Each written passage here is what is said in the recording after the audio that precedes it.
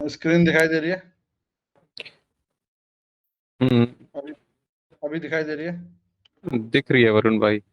हाँ, तो इस फर्स्ट मंथ का टारगेट है HTML CSS और SQL सीखना है और PHP।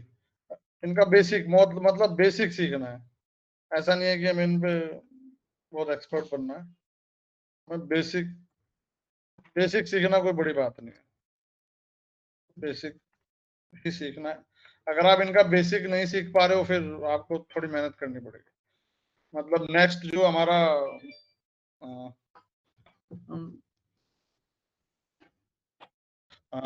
स्टेप होगा वो इसके बाद ही होगा। तो जो लोग ये चीज नहीं सीख पा रहे पहले उनको मैं ये रिक्वेस्ट करूंगा कि पहले वो उसको फिनिश करें। HTML CSS basic, SQL basic और PHP बेसिक। एक मम्मी तो ये बेसिक हमें फिनिश करना है। तो इसमें HTML CSS की मैंने क्लासेस दे दी है।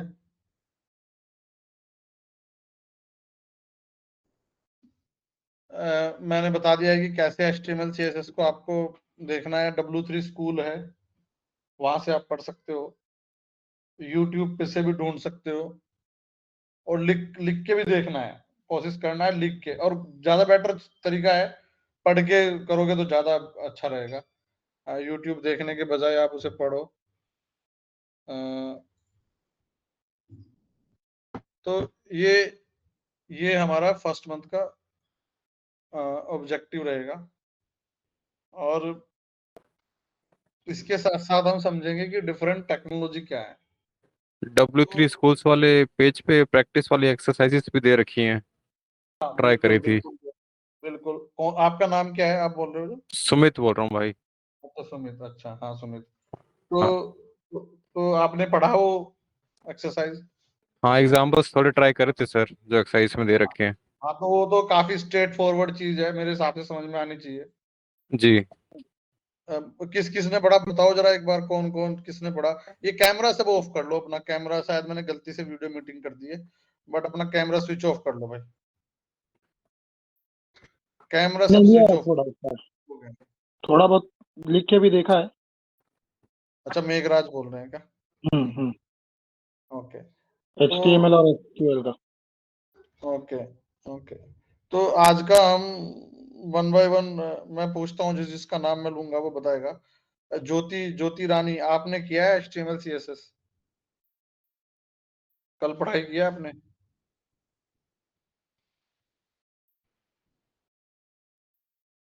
हेलो, ये ज्योति रानी जो है ये कल क्लास में थी क्या इधर?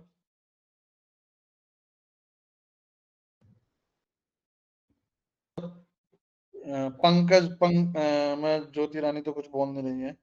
देखो भाई, ये ऐसा है, यहाँ पे कोई वो नहीं है ये कि हम ऐसे ही बैठ के बात कर रहे हैं। हमें फाइनलाइज करना है यहाँ से। हो सकता है 4 लोग बचे, 5 लोग बचे। फर्स्ट मंथ है, हमें फिल्टर आउट करना है कि किन 5 लोग पे हमें टाइम लगाना है। हाँ मैं नहीं हाँ। पढ़ पाई थी वो सब टॉपिक्स, सॉरी। अच्छा, तो ठीक है, आज करो आप उसको। देखो, मैं फिर ये कह रहा हूँ कि अ, ये सक्सेसफुल तभी होगा जब आप डेली इसको पढ़ोगे। और स्टार्टिंग में थोड़ा स्लो रहेगा, क्योंकि थोड़ा मैं समझता हूँ कि बहुत सारे लोग जिनको टेक्नोलॉजी का बैकग्राउंड नहीं है तो उनको टाइम लगेगा। लेकिन ये स्टार्ट करोगे तभी आएगा। तो डेली आपको टाइम तो लगाना पड़ेगा ना, 2-3 घंटे लगाओ। और HTML CSS तो उसमें कुछ भी नहीं है, बेसिक है, बहुत बहुत बेसिक चीज है। पॉइंट ये है, इस फर्स्ट मंथ का पॉइंट ये है कि सबको सबको पता लग सके कि वाकई में ये कोर्स उनको करना चाहिए नहीं करना चाहिए। ये पॉइंट फर्स्ट मंथ का। तो इसलिए हमने HTML CSS SQL और PHP का बेसिक रखा है। तो ये चीज सबसे पहले सीखनी है। अब इसमें इसमें ऐसा भी हो सकता है कि आप में से कुछ लोग इसको ना सीख पाए। तो उसके बहुत सारे रीजन हो सकते हैं। उसका रीजन ये हो सकता है कि आपने टाइम नहीं दिया प्रॉपर, या आपने एक दिन पढ़ा, आपको समझ नहीं आया, आपने छोड़ दिया। या फिर आपको कोई चाहिए समझाने वाला इसको। अब ये समझाने वाला आपको ढूंढना पड़ेगा कोई भी। ये चीज मैं नहीं समझाऊंगा, ये जो चीज है इसमें मैं समझाऊंगा तो टॉपिक समझाऊंगा। सपोज करो पीएचपी आप पढ़ रहे हो, आपको उसमें फॉर लूप समझना है, वो मैं एक बार उस पर लेक्चर दे दूंगा, पर मैं पूरी पीएचपी आपको नहीं सिखाऊंगा कि पूरी पीएचपी उसमें कोई क्वेश्चन आ गया है पूरी पीएचपी के अंदर, ये चीज हमसे नहीं हो रही है, तो उस पे मैं वो चीज मैं आपको समझा सकता हूँ। लेकिन जो पढ़ना है वो आपको खुद ही पढ़ना है, या आपको मैनेज करना है कि उस चीज को कैसे सीखना है। आप यूट्यूब से सीख रहे हो, आपने कोई इधर उधर से बंदा पकड़ लिया उससे सीख रहे हो, वो सारा आपके ऊपर है। तो डेली मैं सबसे रिक्वेस्ट करता हूँ कि डेली टेलीग्राम में आप एक अपडेट डालो कि मैंने आज HTML का ये वाला टॉपिक पढ़ा है, मैंने SQL का ये वाला पढ़ा है, मैंने PHP का ये वाला टॉपिक पढ़ा है। या आप एक ही चीज पढ़ रहे हो तो भी कोई दिक्कत नहीं है, आप पहले HTML CSS पढ़ना चाहते हो वो भी फाइन है कि मैंने ये पढ़ा है। तो इस पे अगर आप स्टार्ट नहीं कर रहे हो, इसको नहीं पढ़ रहे हो और आगे कोशिश करोगे जाने की, तो मतलब ये तो जो जूम मीटिंग है ये हमेशा ओपन रहेगी, कोई भी आके बैठ सकता है, लेकिन किसी को समझ में ही नहीं आएगा, कुछ भी करोगे क्या फायदा थोड़ी होगा बैठ के यहाँ पे, टाइम खराब होगा आपका और कुछ नहीं होने वाला। तो फिर मैं दोबारा बोल देता हूँ, हमारा फर्स्ट मंथ का जो ऑब्जेक्टिव है वो है इन तीनों का बेसिक। मैं बेसिक कह रहा हूँ, मैं एवरेज भी नहीं कह रहा, एडवांस भी नहीं कह रहा, जस्ट बेसिक, कि आपको HTML का बेसिक पता हो, SQL का पता हो, PHP का पता हो। अच्छा तो वरुण भाई, हेलो। हाँ बताओ। ये क्लासेस 5 दिन ही वीकडेज में ही होंगी ना, ताकि वीकेंड पे हम हाँ कवर हाँ कर हाँ, सकें ये अच्छी तरह। सैटरडे संडे नहीं हो पाएगा, 5 दिन हाँ, ही रहेगा। ठीक ओके है। भाई, थैंक यू। हाँ, हाँ। तो इसमें मुझे बताओ किसने पढ़ा किसने नहीं पढ़ा, पहले तो वो बताओ वन बाय वन जिसने पढ़ा है। पढ़ रहा हूँ ये मैं। एस, हाँ बोलो। हाँ, वरुण भाई, HTML का वो का पैराग्राफ स्टाइल्स तक पढ़ा है, और SQL का मैंने वेयर है ना, SQL वेयर वहां तक पढ़ा। हाँ, मतलब तो आपको पता लग गया SQL क्या है। हाँ, अच्छा, ठीक है। मैनिपुलेटिंग, हाँ, ठीक स्टोरिंग है। डेटा का कोड है। अच्छा, ठीक है। ओके। अच्छा ये हाँ, जो एसक्यूएल जो तो। ये वेदिका वेदिका कुछ कहना चाह रही है, वेदिका बताओ आपने क्या, बताओ। हाँ, मैंने पढ़ा है HTML और SQL कल। हालांकि मुझे हाँ बहुत ज्यादा समझ नहीं आया, बट जितना मैं समझ पाई वो ये कि एक तरह की लैंग्वेज है जो हाँ डिस्प्ले करती है कंटेंट को, कि किस तरह से वो डिस्प्ले होगा वेबसाइट पे। हाँ, बिल्कुल। सही है। और SQL? SQL तो मैंने नहीं किया। HTML के मैंने अच्छा, नहीं पढ़ा। एलिमेंट्स तक किया मैंने, कि हाँ। एलिमेंट्स क्या होते हैं, वो उसका मतलब होता है स्टार्ट टैग, सम कंटेंट होते हैं, उसको एंड हम्म, कैसे करना है टैग को। Okay okay, good. तो बहुत बेसिक ही समझ आया, बहुत डिटेल में मैं नहीं समझ पाई, बट मैं उसको एक्स्ट्रा हाँ कुछ करके आज और देखती हूँ। हाँ, ठीक है ठीक है। ये मेघराज बताओ आप क्या कह रहे हो, आपने हाथ खड़ा कर रखा है, हाथ नीचा कर दो अपना अगर आपने बोल दिया तो। और किसी को कुछ बोलना है, और कोई है जिसने नहीं हाँ पढ़ा है? वरुण भाई, ये मैंने इमेजेस तक पढ़ लिया था HTML। मेरे को ये डाउट था, ये एक्सटर्नल लिंक और इंटरनल लिंक जो होता है ना, वो थोड़ा एक्सप्लेन कर दीजिएगा। ठीक है, वो एक्सप्लेन हो जाएगा, हाँ, एक्सटर्नल लिंक और internal। और SQL में मैंने वो W3 स्कूल्स से एलाइसिस तक पढ़ लिया है। LIC समझ में आ रहा है SQL? हाँ, समझ में आ रहा है, वो मैंने तो पढ़ ही रखा है पहले भी। अच्छा, गैप ठीक है। काफी हो गया मेरे को, करीब 10 साल का गैप हो गया है। हाँ, तो ये हाँ। इंटरनल लिंक और एक्सटर्नल लिंक बहुत सिंपल है कि आपकी वेबसाइट है, उस पे आप किसी बाहर की वेबसाइट का लिंक देना चाहते हो, अच्छा। तो वो ठीक है। एक्सटर्नल लिंक होगा। इंटरनल ठीक है। आप इनर पेज का, जैसे होम पेज है वेबसाइट का, फॉर ठीक। एग्जांपल मैं ये वेबसाइट खोलता हूँ, तो ये इस पेज पे एक्यूट वेब पे ये लिंक लगे हुए हैं जो इंटरनल है, वेबसाइट के अंदर ही है, कहीं और नहीं जा रहे हैं, वेबसाइट पे ही हैं, वेबसाइट से बाहर नहीं गए हैं। ये म्यूट करो भाई, जो भी है ये म्यूट करो खुद को। तो ठीक है, इसका हम एक क्लास भी कर लेंगे पूरा, आप पढ़ लो एक बार इसको HTML CSS को, फिर इस पे एक पूरी क्लास होगी, वो क्लास में हम पूरा एक HTML लिखेंगे पूरे एक पेज का, एंड जो मतलब 2-3 दिन का रहेगा वो सेशन, पर उससे पहले आप इसको जितना पढ़ सकते हो पढ़ो, पूरा फिनिश कर लो, और जो आपको समझ में नहीं आया उसको नोट कर लो। तो यहाँ पे एक तो यही प्रॉब्लम है कि भाई बहुत सारे लोगों ने पढ़ा नहीं है। अब क्यों नहीं पढ़ा है बताओ मुझे, पहले तो रीजन बताओ क्यों नहीं पढ़ा है।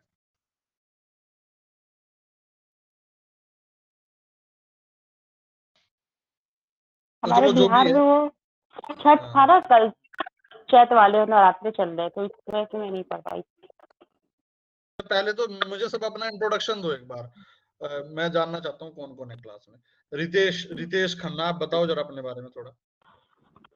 सर मैंने एक्चुअली मैं कल आया ही रात को 9 तो ठीक बजे है, था। अपना इंट्रोडक्शन दो, इंट्रोडक्शन आप क्या करते हो, कहाँ से हो, मैं क्या एज है आपकी, रितेश खन्ना है, मैं ज्वेलरी ट्रेडिंग का काम करता हूँ। कितनी एज है आपकी? मेरी 31। 31। और क्या पढ़ाई की है आपने? मैंने साइंस की थी इंटर, उसके बाद मैंने नहीं पढ़ाई करी। इंटर की है साइंस से, 31 हाँ तुम्हारी एज है, ठीक है। हाँ जी हाँ जी। पंकज ओझा, आप बताओ आपका क्या है एज? सर मैं भीलवाड़ा से हूँ और मैंने बीए प्लस पीजीडी से कर रखा है और अभी गवर्नमेंट हॉस्पिटल में कॉन्ट्रैक्ट बेस पे कंप्यूटर ऑपरेटर हूँ सर। हेलो, एज कितनी है? मेरे 30 साल सर। 30 साल एज है, ठीक है। ये कहाँ पड़ता है आपका, ये गलोड़ा किस स्टेट में पड़ता है? राजस्थान भीलवाड़ा सर, भीलवाड़ा। अच्छा, राजा भीलवाड़ा। क्या पढ़ाई की है आपने? बीए प्लस पीजीडी से कर रखा है। अरे वाह, तो पीजीडी से तो अच्छा, अच्छी डिग्री है पीजीडी से, बढ़िया हाँ सर डिग्री है। ये तो आपने तो जी। प्रोग्रामिंग वगैरह की होगी पीजीडीसीए में? नहीं सर, हाँ थोड़ा बहुत तो बेसिक पता है, थोड़ा बहुत, इससे ज्यादा नहीं। ठीक। आपको इस सब लोगों को मेरी स्क्रीन दिखाई दे रही है ना? सर स्क्रीन दिखाई दे रही है मेरी सबको? जी। हेलो, तो ये नाम दिखाई दे रहे हैं, रितेश, पंकज। तो वन बाय वन बोलना शुरू करो ना। ज्योति, ज्योति रानी, आप बताओ अपना, आपका कितनी एज है, आप कहाँ से हो, क्या पढ़ाई की है? मेरा नाम ज्योति है और मैं पटना बिहार से हूँ। हम्म। मैं साइकोलॉजी से पोस्ट ग्रेजुएशन किया है हम्म, और मैं 32 ईयर्स की हूँ। 32। अच्छा, पटना से हो आप, ठीक है। साइकोलॉजी से आपने अभी क्या करते हो फिलहाल? और मैं कमीशन सर्विस की तैयारी करती थी, फिलहाल मैं कुछ भी नहीं कर रही हूँ। और बीएड भी मैंने किया हुआ है, लेकिन एग्जाम्स मैंने क्लियर नहीं कर पाई क्योंकि कुछ प्रॉब्लम्स चल रहे थे फैमिली में, तो ओके फिलहाल मैं ओके, कुछ नहीं कर रही। ठीक है। सर तो मैं, आपके पास है, कंप्यूटर है? हाँ कंप्यूटर है पर वो ना रन नहीं कर रहे उसमें जूम ऐप, पता नहीं क्यों। कैसे कैसे पढ़ोगे अगर कंप्यूटर लैपटॉप नहीं है नहीं, तो कैसे पढ़ाई मैं करोगे? 1-2 दिन में मैं दूसरा लेके आऊंगी उसे।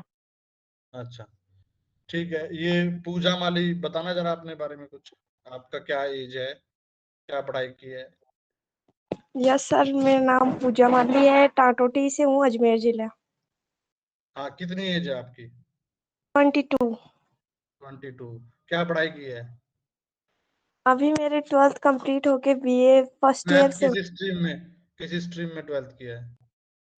12th साइंस बायो से की, लेकिन यहाँ कॉलेज नहीं होने की वजह से वापस बीए करना पड़ रहा है आर्ट्स से। साइंस बायो में? तो आप उसमें नर्सिंग वाले फील्ड में जा सकते हो, उधर क्यों नहीं जा रहे हो?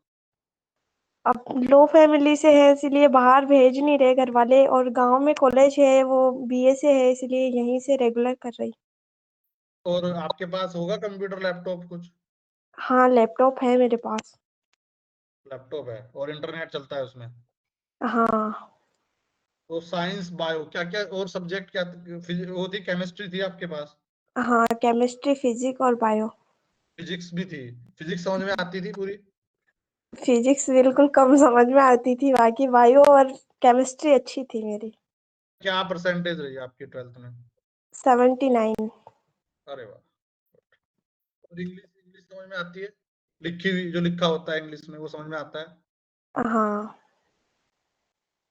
वैसे तो आपको मतलब पढ़ाई करनी चाहिए आपकी एज के, पर ठीक है आपको ये करना है तो कोई प्रॉब्लम नहीं है, हम लैपटॉप है तो ठीक है सीख सकते हो आप। अच्छा सुमित का मुझे पता है, ये आरडी, ये हेलो कौन है सर। आरडी है, हाँ जी सर, मैं नाम बताओ बीकानेर अपना। से, राजू नाम है सर, बीकानेर से। हाँ बताओ एज कितनी, ये चॉइस है सर, आर्ट्स से बीए किया है, अभी library and as information 24 science से। 24 24 साल है, 24 साल है हाँ, कह रहे हो। अच्छा और अभी बीए किया हुआ लाइब्रेरी है, एंड इंफॉर्मेशन साइंस में एमए कर रहा हूँ। एमए कर रहे हो, हाँ ठीक है, ओके ओके ठीक है। मेघराज का मुझे पता है, विदिका का पता है, ये सुमित, दो सुमित हैं, हाँ दूसरा सुमित, वो दूसरा भी मैं ही हूँ, एक बार लैपटॉप से और एक बार मोबाइल से, दोनों से कर रखा है ठीक है। मैंने। ये संदीप संदीप संदीप बताओ अपने बारे में। हेलो। हाँ संदीप बताओ। हाँ सर, मेरा नाम संदीप सिंह है, मैं हिसार के पास से, गांव से, हरियाणा से। क्या एज बताओ अपनी। 39। 39, ठीक है। क्या पढ़ाई की है। ग्रेजुएट कर रखा आर्ट से और +2 साइंस से। अभी मैं फार्मासिस्ट हूँ। मेरी अच्छा आपने साइंस से 12th किया है, फिजिक्स मैथ केमिस्ट्री से, ओके। और अभी आप फार्मासिस्ट हो, हाँ जी, तो टाइम होगा आपके पास देने के लिए। टाइम तो है, जैसे अभी दोपहर का फार्मासिस्ट टाइम। अपनी अपनी अपनी शॉप है या जॉब करते हो। नहीं, मेरी खुद की है सर। ये कहाँ पे है शॉप, सिटी में है, गांव में है, कहाँ है। गाँव में है, गाँव में। अच्छा और ये उधर आपके पास कंप्यूटर लैपटॉप है जी, पढ़ने के लैपटॉप। लिए। हाँ। लैपटॉप है, ठीक है, ओके ठीक है good। इसके बाद संदीप के बाद है जतिन, जतिन जतिन का मुझे आइडिया है, ओके ठीक है। तो कुल मिला के भी 12 लोग हैं, लेकिन मैंने बात 6 से, अच्छा सुमित 2 हो गया, जतिन हो गया, ठीक है। किस तरह तो हाँ उससे की थी दवाई का। भाई माइक माइक ऑफ रखो जब आप बात नहीं कर रहे हो ना, कोई माइक ऑफ रखो, ठीक है। तो लगभग जितने भी आप हो सब लोग मेरे हिसाब से सीख सकते हो, पर सीखने में वही मैंने बताया कि आपको डेली, इसमें सबसे इम्पोर्टेंट चीज है डेली, डेली आप पढ़ाई करोगे, डेली पढ़ोगे, और इंटरनेट पे बहुत रिसोर्स हैं जो आपको मिलेंगे पढ़ने के लिए, और मैं भी आपको हेल्प करूंगा। लेकिन मैं हेल्प तभी करूंगा जब जब आप कोई चीज पढ़ लोगे और उसका कोई कंसेप्ट क्लियर नहीं होगा कि ये कंसेप्ट क्लियर नहीं हो रहा है, खासकर इसमें PHP, HTML, CSS, basic PHP और एसक्यूएल इसके अंदर। तो अब हम बात करते हैं आज कि अभी कल कल से पढ़ें सब प्लीज, नहीं तो फिर आगे बढ़ना मुश्किल हो जाएगा उसको। 4-5 दिन पढ़े तभी हम कुछ सिखाएंगे ना तुम्हें, 4-5 दिन आप HTML CSS कर लोगे तभी तो यहाँ पे हम कुछ लिख के कोड लिखेंगे HTML का, इधर कुछ SQL का कोड लिखेंगे तभी तो समझ में आएगा ना। अगर हम लिखना स्टार्ट कर देंगे इधर फिर समझ में कैसे आएगा, समझ में नहीं आएगा। तो 4-5 दिन में ये लगभग बेसिक पढ़ो जितना भी पढ़ सकते हो SQL का। तो अभी हम बात कर रहे थे कि जो अच्छा इसमें जो करंट जो टेक्नोलॉजी है वो एक्चुअल में मतलब उसका आर्किटेक्चर क्या है। टेक्नोलॉजी मतलब बहुत सारी, लेकिन हम बात करेंगे वेब टेक्नोलॉजी। वेब टेक्नोलॉजी मतलब कि आप ब्राउजर ऑन करते हो, वेबसाइट ओपन करते हो, और वेबसाइट पे आप फिर कुछ एक्टिविटीज करते हो, कुछ भी एक्टिविटी हो सकता है, जैसे फेसबुक है, इंस्टाग्राम है, या शॉपिंग वेबसाइट्स हैं, या फिर मोबाइल ऐप हो गया, मोबाइल ऐप ओपन करते हो। तो इसमें एक तो आपको चाहिए ब्राउजर। अब ब्राउजर में क्रोम क्रोम यूज करते होंगे सब आप लोग, फिर मोजिला है, फिर एज है माइक्रोसॉफ्ट का, और भी सफारी है एप्पल का। ये सारे अलग अलग कंपनियों ने अपने ब्राउजर बनाए हुए हैं। क्रोम जो है वो गूगल का है, मोजिला वो थोड़ा ओपन सोर्स है, एज माइक्रोसॉफ्ट का है, सफारी आपका जो है, सॉरी एज माइक्रोसॉफ्ट का है, और सफारी जो है एप्पल का है। तो आपको किसी भी वेब एप्लीकेशन को या वेबसाइट को एक्सेस करने के लिए ब्राउजर चाहिए, जैसे हमारी वेबसाइट है, तो इसमें आपकी वेबसाइट खुलती है। ये जो चीज आपको दिखाई दे रही है, ये जो पूरा जिसपे आप क्लिक करते हो, इंटरेक्ट करते हो, ये पूरा HTML CSS है पूरा। ये सारी चीज HTML CSS में लिखी हुई है इधर। तो इसलिए आपको HTML CSS का आइडिया होना चाहिए। पढ़े ही आप इसको लिखो या आप इसमें इसके साथ काम करो या ना करो फ्यूचर में, लेकिन आपको पता होना चाहिए भाई ये पेज में ये HTML CSS है, यहाँ पे एक लिंक होगा, हाइपर लिंक लगा होगा तभी ये इधर पहुंचा है। ठीक है, ये चीज क्या है, ये पैराग्राफ होगा HTML में। ठीक है, ये एंकर टैग होगा इधर, जैसे ही मैं इस पे क्लिक कर रहा हूँ ये दूसरे पेज पे चला गया, ये एंकर टैग लगा रखा है इधर इसने, ये फॉर्म बना रखा है। ठीक है, तो ये आपको पता होना चाहिए। तो इसके लिए हमें बेसिक HTML CSS सीखनी है उधर। अगर मैं इस पे क्लिक करूं और व्यू पेज सोर्स करूं तो ये आपका पूरा HTML आ गया है, ये पूरा इधर। तो ये HTML CSS किसी ने लिखी होगी, उसके बाद ये बनाए पेज। अब इसको चलाने के लिए वेबसाइट को आपको जो है एक सर्वर चाहिए होगा।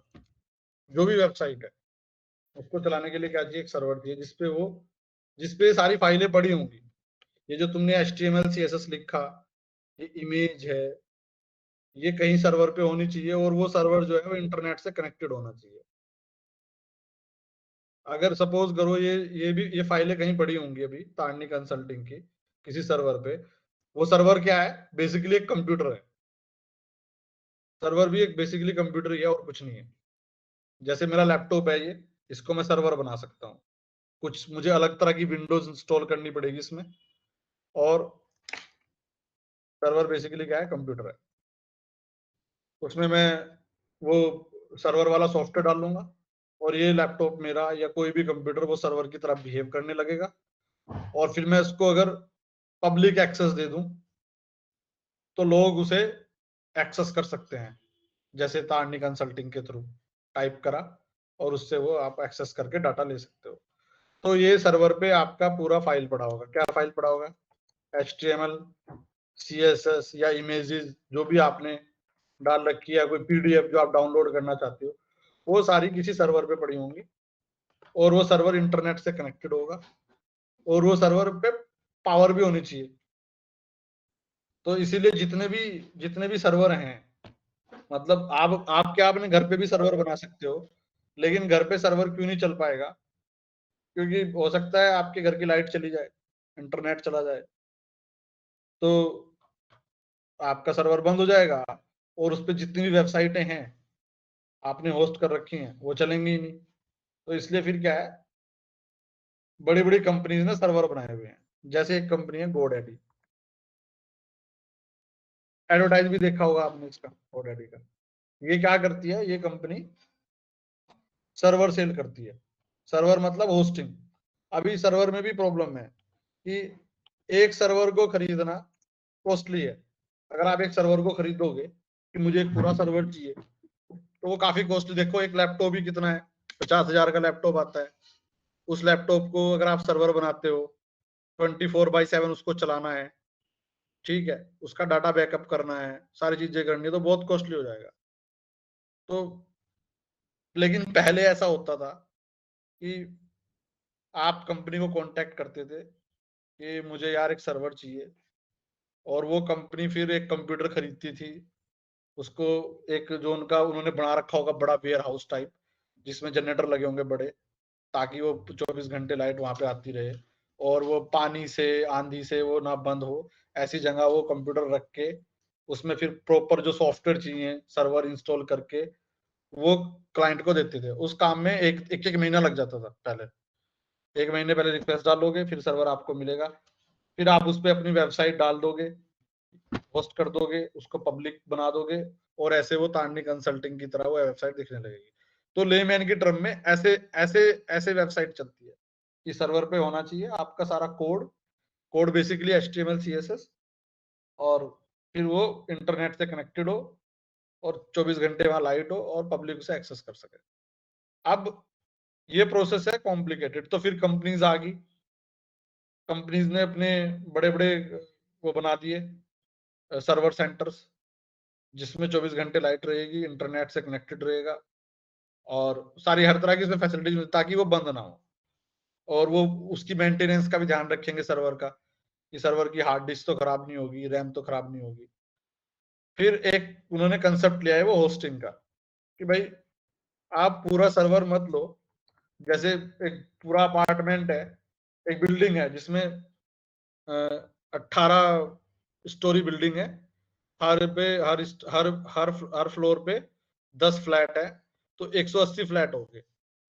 अब आप 180 फ्लैट तो खरीद नहीं सकते हो, या फिर आप क्या करो, एक प्लॉट लिया, एक प्लॉट है, उस पे एक तरीका तो है एक घर बना लो और उसमें एक आदमी रहने लग जाए। एक प्लॉट पे 1000 स्क्वायर फीट का प्लॉट है, आपने खरीदा, उस पे घर बनाया, आप रहने लगे।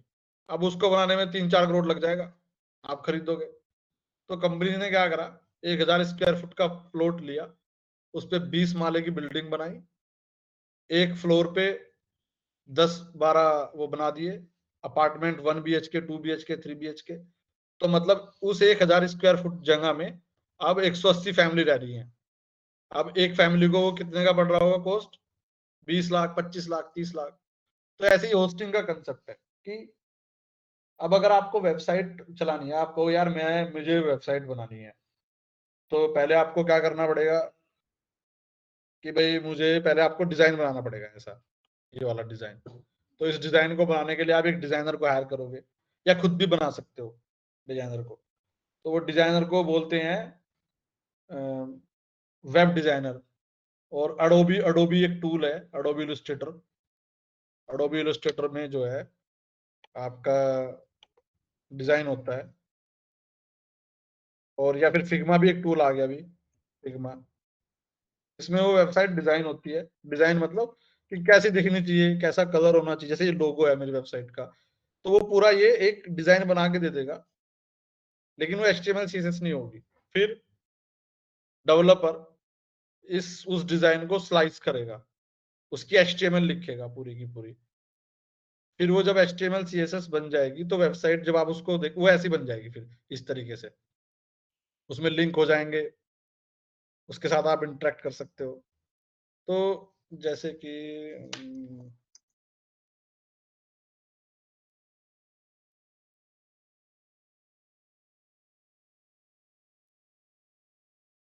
जैसे ये डिजाइन है,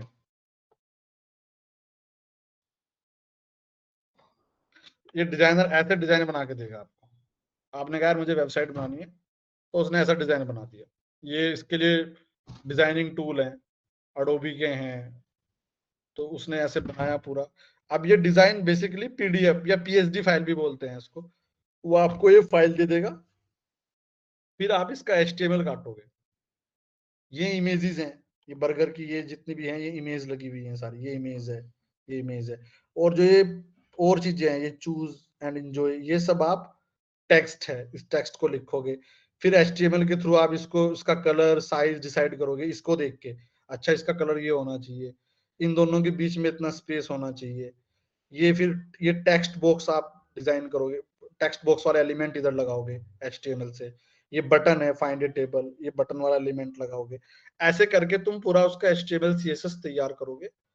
फिर उसको तैयार करने के बाद आप क्या करोगे, किसी होस्टिंग कंपनी में के पास जाओगे, क्योंकि आप अपना सर्वर तो नहीं बना सकते हो, वो बहुत कॉस्टली है। तो होस्टिंग कंपनी में आ जाती है GoDaddy वगैरह। आप GoDaddy में जाओगे, फिर इधर देखोगे, अच्छा यार होस्टिंग में जाते हैं, मुझे चाहिए वो वेब होस्टिंग पे जाना है। हाँ सॉरी, एक और चीज है, उससे पहले आपको एक डोमेन नेम भी खरीदना पड़ेगा, जो ये है tarniconsulting.com।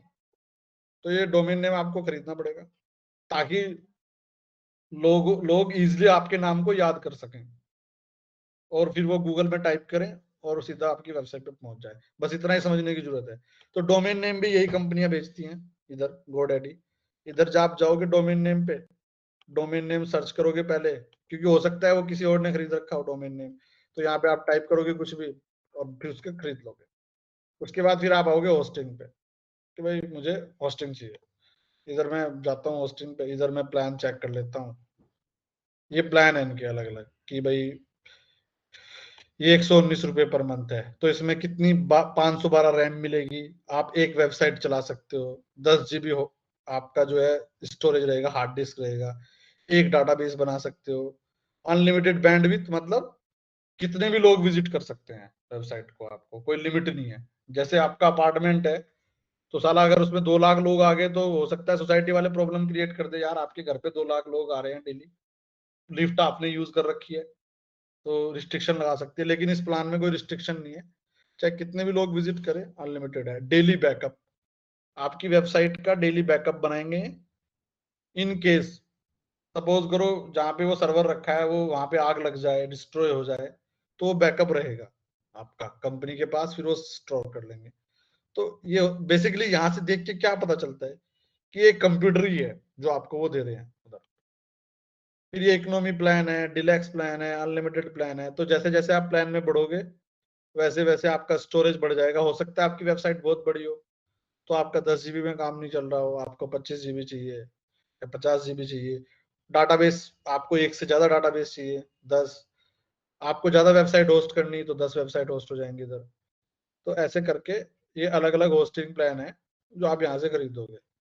जब आपको होस्टिंग प्लान खरीद लोगे, डोमेन ले लिया आपने, होस्टिंग ले ली, फिर आप उसको जो है वेबसाइट को उधर होस्ट कर दोगे सर्वर पे, होस्ट किया। अब होस्ट कैसे होगा, उनका पूरा एक कंट्रोल पैनल होगा उधर, उसमें उसमें मेन्यू होगा कि कहाँ पे फाइल अपलोड करनी है, कहाँ पे डाटाबेस क्रिएट करना है, वो पूरा एक कंट्रोल पैनल रहेगा जो जिसको हमें कवर करने की जरूरत है नहीं, हम उसको करेंगे तो देखेंगे बाद में।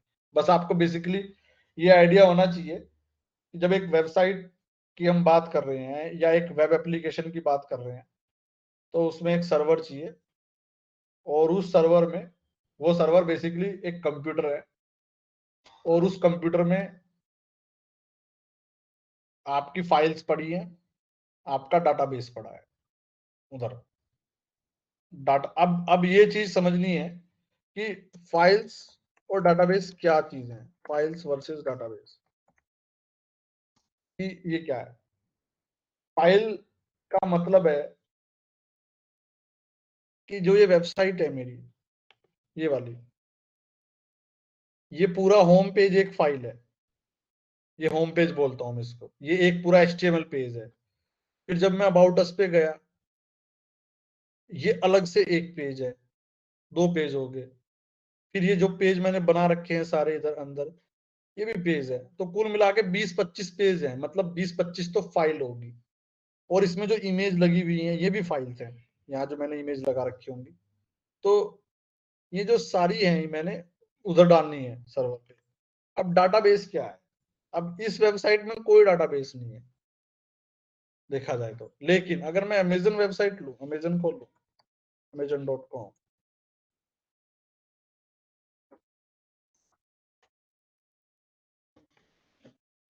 तो इसमें भी ऐसे बहुत सारी फाइल्स होंगी। फाइल्स के अलावा इसमें क्या है, ये प्रोडक्ट है। जैसे कि मैं इधर गया, आपका मोबाइल्स, ये सारे क्या हैं, प्रोडक्ट हैं। अब मैं इस पे क्लिक किया तो इधर ये, अब कितने होंगे इसमें प्रोडक्ट, मोबाइल्स में देखो कितने कितने हो सकते हैं यहाँ पे मोबाइल,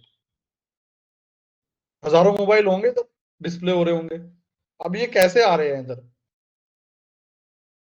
ऐसा नहीं है कि हर पेज का उन्होंने HTML बनाया है इधर, नहीं। अब मैं जैसे एक पर्टिकुलर मोबाइल पे चला जाता हूँ, ये मोबाइल है ये वाला, तो उन्होंने क्या किया होगा कि उनके पास पीछे एक सिस्टम होगा अमेजन के पास, जिसको हम बोल सकते हैं कंटेंट मैनेजमेंट सिस्टम या CMS बोल सकते हैं। तो इनका एडमिन वहां पे लॉगिन करता होगा, ये एडमिन या डाटा एंट्री के लोग, और वो क्या क्रिएट करते होंगे, प्रोडक्ट क्रिएट करते होंगे। अच्छा हमारे पास जो है सैमसंग के 20 मोबाइल हैं, ठीक है, उनके नाम होंगे मोबाइल के, अच्छा इसका नाम ये है, इसकी कॉन्फ़िगरेशन ये है, इसका रेट ये है। तो जैसे ये है, जैसे फॉर एग्जांपल ये है प्रोडक्ट, ये रहा। तो ऐसे ही उनके वहां भी एक प्रोडक्ट मॉड्यूल होगा, बना रखा होगा, और इसमें वो प्रोडक्ट का नाम, कॉन्फ़िगरेशन, रेट सब क्रिएट करते होंगे, और ये फिर सेव हो रहा है। ये जो सेव हो रहा है, अब ये जो चीज है, ये जो सेव हो रही है, ये डाटाबेस में सेव हो रही है, ये सारा का सारा एक पीछे एक डाटाबेस बना हुआ है। Database in the sense, general layman के टर्म में आप देखोगे डाटाबेस वो ऐसे है जैसे आपका एक्सेल फाइल है।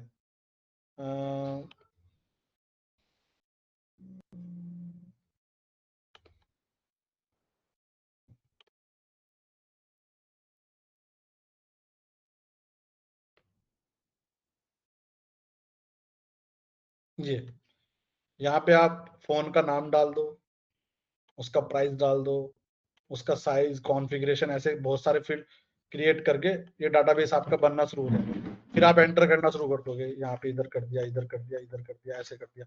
100 हो सकता है, 200 हो सकता है। फिर इमेज भी रख दिया आपने उसकी, ये इमेज है। तो ऐसे ही जो डाटाबेस की मैं बात कर रहा हूँ वो भी ऐसा ही है, लेकिन वो जो डाटाबेस है उसका नाम हो सकता है MySQL, या फिर MySQL क्या है, ये एक कंपनी ने डाटाबेस बनाया MySQL, और अब इसको कोई भी यूज कर सकता है पेमेंट देके, भाई हमें आपका डाटाबेस यूज करना है। तो वो उनके अलग अलग प्लान है, प्राइसिंग प्लान है, वो उनको यूज कर सकते हैं। ओरेकल भी एक डाटाबेस है, वो भी आप यूज कर सकते हो। एक आता है माइक्रोसॉफ्ट का SQL सर्वर, वो आप यूज कर सकते हो।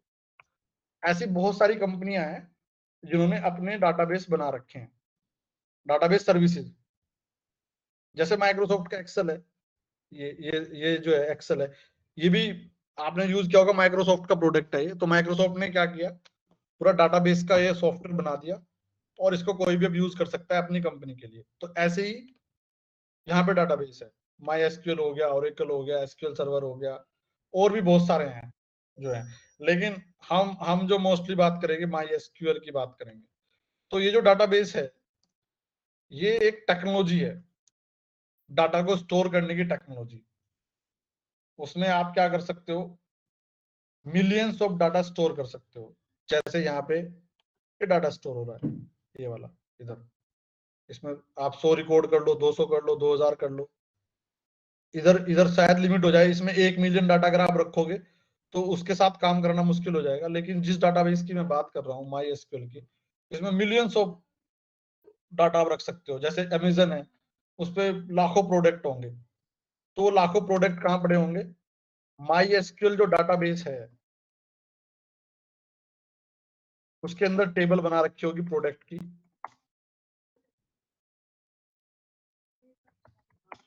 प्रोडक्ट नाम की एक टेबल होगी, उसमें प्रोडक्ट में टेबल में, फिर टेबल, ये एक टेबल है बेसिकली, ये टेबल है। अगर मैं इसको लिख दूं यहाँ पे प्रोडक्ट, ये क्या बनेगी, एक टेबल है ये पूरा।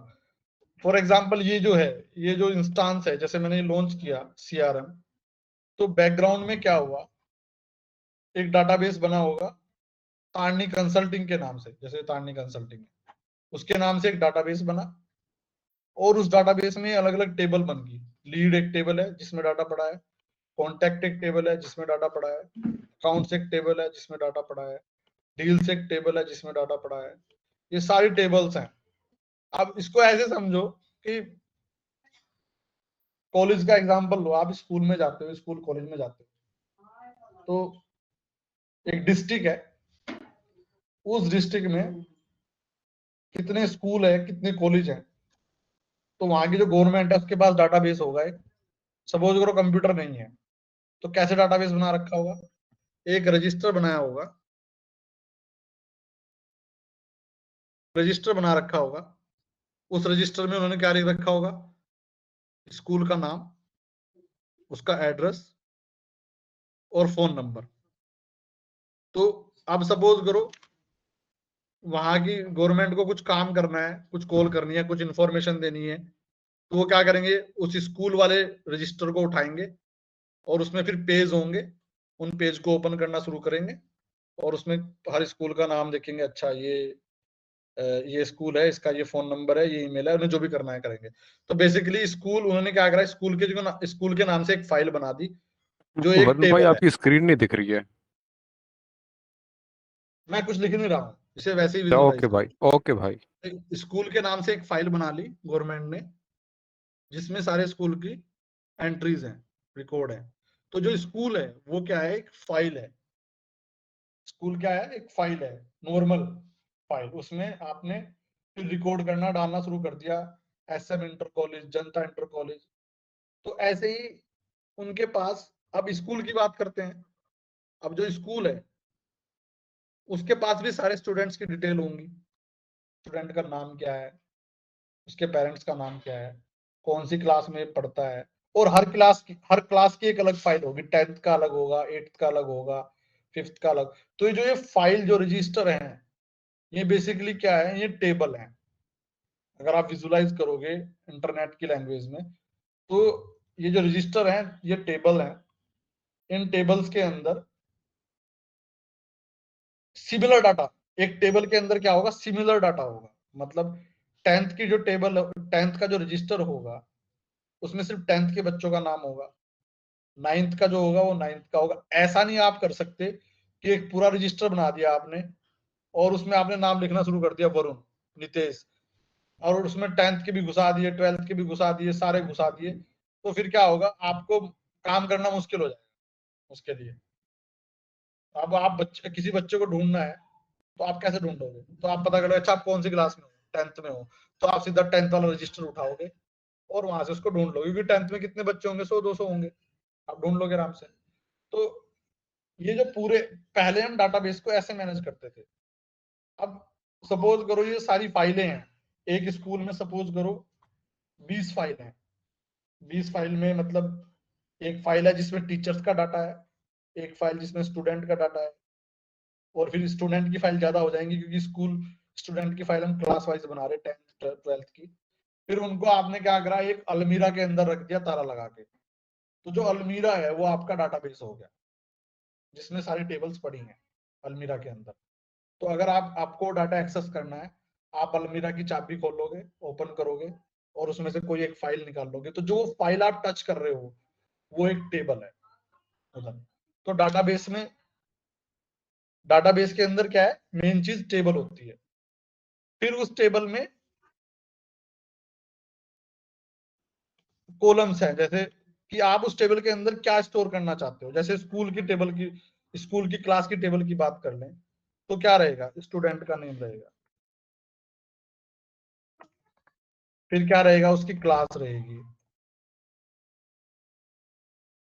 फिर उसके सब्जेक्ट रहेंगे अगर अलग अलग सब्जेक्ट हैं क्लास में, फिर उसके पेरेंट्स का नाम रहेगा, फिर उसका एड्रेस रहेगा अगर एड्रेस है तो, और फोन नंबर रहेगा।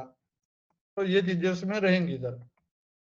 तो ये बेसिकली मैंने क्या करा, एक टेबल की स्ट्रक्चर तैयार कर दी कि भाई ये हमें कॉलम्स रिकॉर्ड करने हैं उधर। और अब जो है यहाँ पे डाटा, रियल डाटा ये है, अब रियल डाटा रहा ये वरुण मैंने डाल दिया, क्लास डाल दी भाई मैंने 12th में है, और ये सब्जेक्ट इसके पास PCM है, पेरेंट्स का नेम है कुछ भी XYZ इधर डाल दिया, फिर मैंने एड्रेस डाल दिया कुछ इधर, और इधर फिर मैंने फोन नंबर डाल दिया। तो ये जो है ये है रियल रिकॉर्ड, रियल डाटा। ऐसे ही इसमें एंटर होता चला जाएगा। तो ऐसे ही क्या हो रहा है, जब आप अमेजन के अंदर जा रहे हो और अमेजन में जब आप अकाउंट क्रिएट कर रहे हो तो अमेजन का एक डाटाबेस होगा, वो डाटाबेस किसी कंप्यूटर में होगा, क्लाउड कंप्यूटर में होगा, कहीं पे वो कंप्यूटर रखा होगा। और जैसे आप अकाउंट क्रिएट करते हो वहां पे एक टेबल होगी, उस टेबल का नाम होगा कस्टमर ही हो आप। और उधर फिर वो जैसे ही आप सबमिट करोगे, आप अमेजन पे गए, यहाँ पे आप अकाउंट क्रिएट करा आपने इधर क्रिएट योर अमेजन अकाउंट। जैसे ही आप your name, mobile number, email, password डालोगे तो ये क्या करेगा, ये फॉर्म उस टेबल से कनेक्टेड होगा, इस वाली से, और यहाँ पे आपका डाटा आ जाएगा। इधर आपका यूजर नेम क्या है, पासवर्ड क्या है, सारी चीजें इधर आनी शुरू हो जाएंगी और वो पॉपुलेट होना शुरू हो जाएगा। तो अब सोचो ये अमेजन की जो कस्टमर टेबल होगी उसमें कितने सारा डाटा होगा, उसमें करोड़ों लोग होंगे, क्योंकि ऑल ओवर वर्ल्ड में करोड़ों लोग हैं जिन्होंने क्रिएट किया होगा, इवन इंडिया में करोड़ों लोगों का अकाउंट होगा। तो ये ऐसे ऐसे डाटा आपका पॉपुलेट होना स्टार्ट हो जाएगा। तो यही काम यहाँ पे होता है। MySQL डाटाबेस होगा, उसमें बहुत सारे टेबल्स होंगी। अच्छा, इसमें एक तो कस्टमर टेबल है जो अमेजन का डाटाबेस है, इसमें और भी टेबल होंगी। एक टेबल होगी प्रोडक्ट, जिसमें प्रोडक्ट होंगे कि इलेक्ट्रॉनिक्स के प्रोडक्ट्स हैं, आईफोन है, एप्पल है, जैसे ये वाला जो है प्रोडक्ट, एक ये टेबल होगी, प्रोडक्ट वाली होगी। और भी बहुत सारे टेबल होंगे क्योंकि ये बड़ा सॉफ्टवेयर है, बहुत सारे टेबल इसके अंदर बनती रहेंगी। और ये सारी टेबल, नितेश एक मिनट होने वाला है। तो ये सारी टेबल जो है, ये सारी टेबल एक दूसरे से कनेक्टेड भी होंगी। मतलब आप गए इधर, आपने इसको ऐड टू कार्ट कर दिया प्रोडक्ट को और छोड़ दिया। अब डाटाबेस में क्या हुआ होगा, मतलब एक्चुअल में ऐसा नहीं होगा, मैं सिर्फ अजम्पशन बता रहा हूँ। ये एक ऐड टू कार्ट की टेबल होगी, रखी होगी, उस ऐड टू कार्ट में क्या होगा,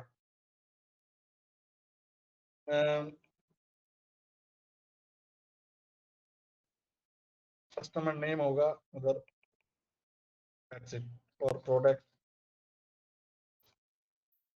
इंटरेस्टेड,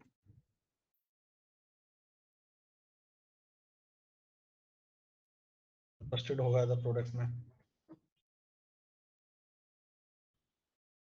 तो इस टेबल में क्या होगा, इसमें क्या करा हमने कि इस कस्टमर ने ये प्रोडक्ट में इंटरेस्ट दिखाया, तो कहीं ना कहीं वो डाटाबेस में ऐसे रिकॉर्ड कर रहे होंगे कि इस कस्टमर ने इस प्रोडक्ट में, इस मोबाइल में, कोई XYZ मोबाइल है उसमें इंटरेस्ट दिखाया, और ये डाटाबेस में वो रहेगा। और ये जो नाम है यहाँ पे कस्टमर नेम, इसका लिंक होगा कस्टमर टेबल से, ताकि वो उसकी पूरी इंफॉर्मेशन निकाल सके। कि जैसे मैं एक और एग्जांपल देता हूँ कि आपने क्या करा कि स्कूल का एक डाटाबेस है, तो स्कूल के डाटाबेस में आपने फाइल बनाई एक स्टूडेंट डिटेल। स्टूडेंट डिटेल में आपने क्या करा कि आपने लिख दिया वरुण कुमार सैनी, और उसमें मैं उसकी डिटेल रख रहा हूँ कि इसके पेरेंट्स का नाम क्या है, इसका एड्रेस क्या है, इसका फोन नंबर क्या है, इकोनॉमिकल कंडीशंस क्या हैं, ऐसे करके मैंने एक फाइल बना दी। फिर इस फाइल में क्या है, इस फाइल के अंदर एक कंप्लीट फाइल है, ये मास्टर डाटा है जिसमें सारे स्टूडेंट का नेम है। फिर एक क्लास वाइज फाइल है, उसमें मैंने 10th की क्लास है, 10th की क्लास वाली फाइल में मैंने क्या रखा डिटेल, मेरा नाम रख दिया स्टूडेंट का, उसके सब्जेक्ट रख दिए, दैट्स इट, नाम और सब्जेक्ट।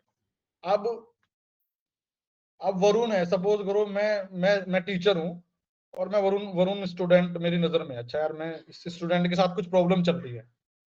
अब अगर मुझे इस स्टूडेंट की डिटेल देखनी है कि इसका फोन नंबर क्या है, इसके पेरेंट्स का नाम क्या है, ये कहाँ पे रहता है, इसकी इकोनॉमिकल कंडीशन क्या है, तो ये जो वरुण है मैं इसके रेफरेंस से दूसरी फाइल खोल लूंगा जो मास्टर डाटाबेस है, वहां से वो डिटेल निकाल लूंगा।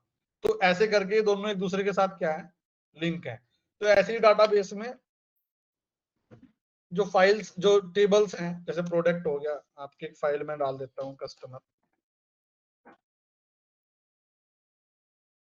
एक डाल दी मैंने पेमेंट की एक टेबल हो सकती है, टेबल जिसमें पेमेंट की डिटेल है सारी आपकी, पेमेंट मैंने डाल दी। तो ये 3 टेबल हैं, प्रोडक्ट, कस्टमर, पेमेंट।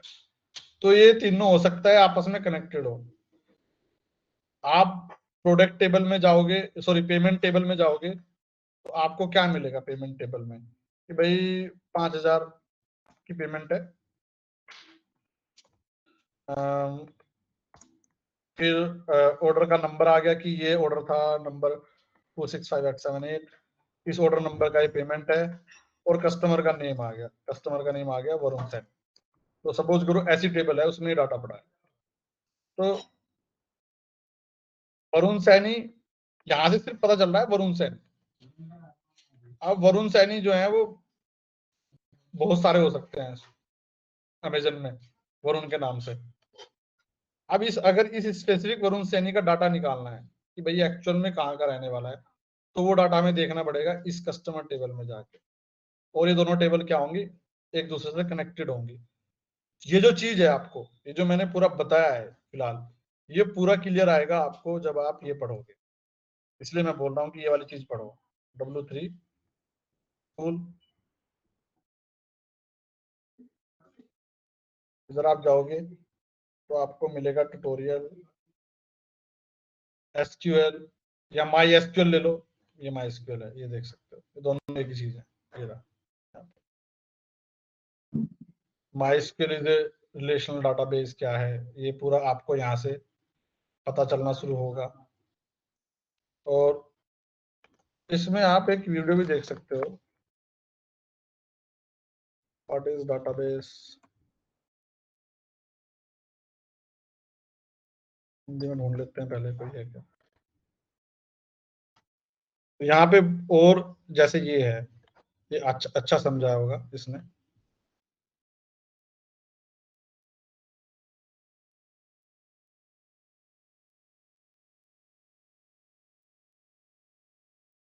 ये अच्छा समझाया।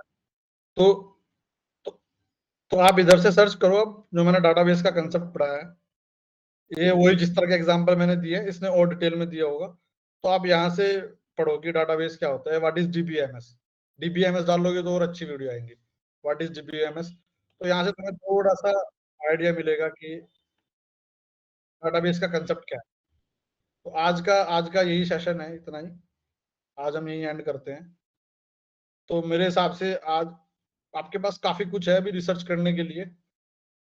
अब आप रिसर्च करके आओ, अपना पढ़ के आओ, आप डाटाबेस के बारे में पढ़ के आओ, और फिर मुझे क्वेश्चन पूछो डाटाबेस के बारे में। और अगले सेशन में हम आपको एक्चुअल में डाटाबेस दिखाएंगे कि बैकग्राउंड में डाटाबेस कैसा होता है, और ये टेबल कैसे एक दूसरे के साथ कनेक्ट होती हैं, और SQL क्वेरीज वहां पे कैसे चलती हैं डाटा को फिल्टर करने के लिए। अगले सेशन में हो जाएगा। तो अब आज का जो आपका काम है ये है, HTML CSS पढ़ना है, SQL PHP या इनमें से कोई भी एक, आपकी मर्जी है, और डाटाबेस को समझना है कि डाटाबेस क्या होता है। इसकी वीडियोस देखो डाटाबेस की, DBMS सर्च करना, व्हाट इज DBMS। ठीक है, हेलो, ओके सर। ठीक है, मैं रखता हूँ अभी, आज के लिए इतना काफी है। तो मेन है आपको डाटाबेस समझना है कि डाटाबेस क्या होता है, DBMS। तो YouTube पे ढूंढो, आपको पढ़ना है तो पढ़ो, वीडियो देखनी है वीडियो देखो, नहीं वीडियो देखनी है तो ऐसे मिल जाएगा, what is database. Hello sir, वो जो लिखा होता है ना, जो क्या ये ग्रेटर देन बॉडी कुछ इस टाइप का, वही होता है ना फाइल वगैरह, ये डाटाबेस। तो वो तो ऑपरेटर हो गए, वो तो ऑपरेटर है। कल जैसे वो देखा था SQL, तो उसमें अगर इस टाइप का कुछ बता रखा था कि ग्रेटर देन फिर body. Database, this is database. अब इस पे सपोज करो यहाँ पे 50,000 रिकॉर्ड है इधर, और मैं कह रहा हूं कि मुझे ऐसे रिकॉर्ड दो, ऐसे कस्टमर फाइंड करो जो दिल्ली में रहते हैं, और यहाँ पे 50,000 रिकॉर्ड है, तो आप उसको कैसे फाइंड करोगे। उसके लिए आपको SQL की क्वेरी चलानी पड़ेगी डाटाबेस में, जो मैंने बताया है। वो SQL की क्वेरी जब आप चलाओगे, जैसे आप लिखोगे select star from this table where city is equal to Delhi, इस तरह की क्वेरी, तो ऐसी क्वेरी बनेगी डाटाबेस में। सेलेक्ट स्टार फ्रॉम, टेबल का नेम सपोज करो कस्टमर है, where city equal to Delhi, interface नहीं दिख रहा सर। डाटा, अच्छा सॉरी, हेलो अरुण भाई, क्वेश्चन था। एक मिनट में थोड़ा सा शेयर कर दो बस, फिर करना। तो दिखाई दे रही है अभी? अब देखो, दिख रहा। ये मैंने क्वेरी चलाई, ये एक सिंपल क्वेरी है, सिलेक्ट स्टार फ्रॉम कस्टमर, जहां कस्टमर टेबल का नेम है, और यहाँ पे मैंने कंडीशन लगा दी where city equal to Delhi. अब ये क्वेरी कहाँ चलेगी? इस पेपर पे तो चलेगी नहीं, यहाँ पे तो चलने वाली नहीं। ये क्वेरी चलेगी डाटाबेस का जो इंटरफेस होगा, जो एक्चुअल में डाटाबेस का इंटरफेस होगा, MySQL। तो क्या होगा, आप लिखोगे MySQL, ऐसे लिख के लॉगिन करोगे, उसमें ऐसे कुछ करना पड़ेगा लॉगिन। जैसे आप डालोगे स्क्रीन खुलेगी, उसमें यूजर पासवर्ड डालोगे, ये MySQL का भी आ गया। तो उधर जो है फिर आप लॉगिन करोगे, ऐसे लॉगिन का स्क्रीन रहेगा आपके डाटाबेस का, और जब उसमें लॉगिन करोगे, password login user name password डालोगे, तो एक इसका इंटरफेस खुल के आएगा आपके डाटाबेस का। उस डाटाबेस के इंटरफेस में आपको टेबल्स दिखाई देंगी कि कितनी टेबल हैं। फिर जब आप टेबल पे क्लिक करोगे, वो हम एक्चुअल में दिखाएंगे नेक्स्ट सेशन में या नेक्स्ट सेशन में। उधर फिर टेबल्स पे जब आप क्लिक करोगे तो एक टेबल का डाटा दिखाई देगा, और उस टेबल में हो सकता है 1 लाख रिकॉर्ड हो, 2 लाख रिकॉर्ड हो, 3 लाख रिकॉर्ड हो। फिर उस टेबल में आप ये क्वेरी चलाओगे वहां पे, ये वाली। जैसे ही आप ये क्वेरी चलाओगे तो आपको सिर्फ दिल्ली के कस्टमर दे देगा वो सारे के सारे, ये दिल्ली के कस्टमर। तो ये चीज है। हाँ हाँ, बोलो मेघराज। हाँ वरुण भाई, बस एक क्वेश्चन था, मतलब इन शॉर्ट ये सीआरएम का कोर्स चालू करने से पहले HTML, CSS, ये SQL और PHP का पूरा आइडिया होना चाहिए। बिल्कुल, देखो उसका आइडिया होगा ना, फिर आपको समझ में आएगा वो सारा। ओके, बाकी फिर तो वो सब बाद फिर में है, पहले तो ये हो जाना चाहिए, है ना? हाँ, मतलब वो रीजन ये है उसका कि अगर आपको ये समझ में आ गया ना पूरा, फिर वो कोर्स कराना बहुत इजी हो जाएगा। फिर आपको पता चलेगा कि ये क्या है, कि हाँ, समझ गया ये क्या ठीक। है, ये क्या चीज है। जब आप तो क्रिएट वरुण भाई, प्रोडक्ट आप पे क्लिक, खाली एक बेसिक सीआरएम का कोड दिखा सकते हैं, कैसा होगा अभी? बेसिक सीआरएम का कोड, वन सेकेंड,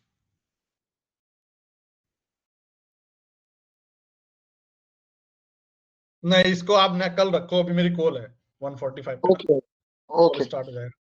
अभी ठीक है। अभी तो जो मैंने पहला आज बताया है, HTML वो लैंग्वेज ही सीखना जरूरी है, ठीक है।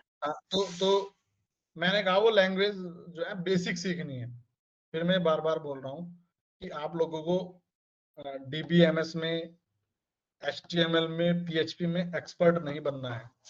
आपको बेसिक चीजें सीखनी है, ताकि आपको एक बेसिक अंडरस्टैंडिंग हो कि जब कोई वेब एप्लीकेशन काम करती है तो बैकग्राउंड में क्या हो रहा है। और ठीक है। SQL सिखाने का पर्पज ये है, SQL इसमें इंपॉर्टेंट लैंग्वेज है, कि CRM सीखने के बाद आप, अगर आप CRM में नहीं जाना चाहते हो, या हो सकता है एक अलग से आपको अपॉर्चुनिटी आ जाए डाटा एनालिस्ट की, तो उसमें SQL बहुत यूज होता है। तो आप इंडिपेंडेंटली एनालिटिक्स में भी जा सकते हो पूरा इस कोर्स को करने के बाद। तो उसके लिए आपको SQL थोड़ा आना चाहिए। अगर आपको थोड़ा आएगा ना, तो फिर बाद में आप एक्सपर्ट बन जाओगे खुद ही। अच्छा यार, मुझे SQL का बेसिक आता है, लेकिन ये बढ़िया अपॉर्चुनिटी है डाटा एनालिस्ट की, इसमें अच्छी सैलरी है, और ये टूल भी मुझे आ गया है, मैं SQL में थोड़ा और अच्छा सीख लेता हूँ। तो फिर आप उसको सीख लोगे SQL को आराम से। तो ये थोड़ा थोड़ा सीखने का पर्पज ये है कि ये पूरा कोर्स करने के बाद आपके पास बहुत सारी अपॉर्चुनिटीज मिले आपको, नॉट इवन इन CRM। आप जो है बिजनेस एनालिस्ट में बन सकते हो। अगर आपको पूरा टेक्नोलॉजी का पता लग गया, तो बिजनेस एनालिस्ट का एक रोल होता है जिसमें कोडिंग नहीं करनी पड़ती, लेकिन अच्छे बिजनेस एनालिस्ट तभी बनोगे जब आपको टेक्नोलॉजी की नॉलेज होगी। आप टेस्टिंग में जा सकते हो, आप CRM एडमिन बन सकते हो, CRM डेवलपर बन सकते हो, डाटा एनालिस्ट बन सकते हो, और प्रोडक्ट मैनेजर भी बन सकते हो। ये सारे रोल ओपन हो जाएंगे अगर आप टेक्नोलॉजी को समझ लोगे। तो इसलिए हमारा जो फर्स्ट मंथ का रोल है वो यही रहेगा, इसको समझना। ठीक है, ओके, चलो मैं अभी रखता हूँ उसको। और अभी मुझे लगता है बहुत कुछ है आप लोगों के पास पढ़ने के लिए। तो एक हफ्ता तो यही चलेगा, एक हफ्ता में इसी में जगल करेंगे, HTML CSS SQL DBMS, ठीक है।